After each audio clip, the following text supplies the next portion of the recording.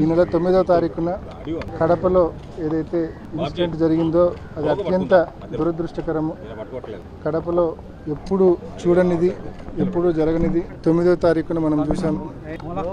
మరి అటువంటి సిట్యువేషన్ మళ్ళీ రిపీట్ కాకుండా కఠినమైన చర్యలు తీసుకోవాల్సిందిగా ఎస్పీ గారిని రిక్వెస్ట్ చేశాము. అదేవిధంగా మొన్నటి ఇన్సిడెంట్లో చాలామంది ఇన్నసెంట్ పీపుల్ను, మైనర్స్ను, ఇరు వర్గాలు రెండు పక్కల చాలామంది ఇన్నసెంట్ పీపుల్ను, మైనర్స్ను కూడా మరి అనేక జిల్లాలో అనేక జైళ్ళలో పెట్టున్నారు.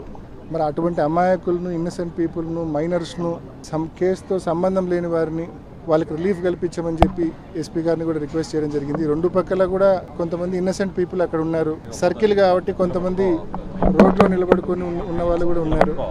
ఆ రూట్లో పోయే వాళ్ళు ఆపి కూడా కొంతమంది ఉన్నారు. ఎవరైతే అగ్రెసర్స్, ఎవరైతే ఇన్సిడెంట్లో పూర్తిగా ముందున్నారో వాళ్ళ వరకు చట్టం ప్రకారము ఏం చర్యలు తీసుకోవాలో తీసుకోండి.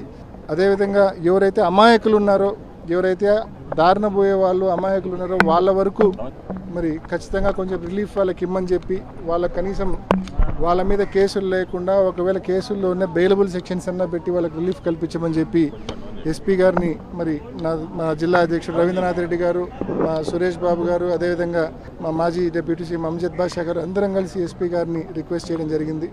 కడప కొన్ని దశాబ్దాల పాటు మత సామరస్యానికి ఒక ప్రతీక ఇక్కడ. అటువంటి కడపను కాపాడుకుందాం.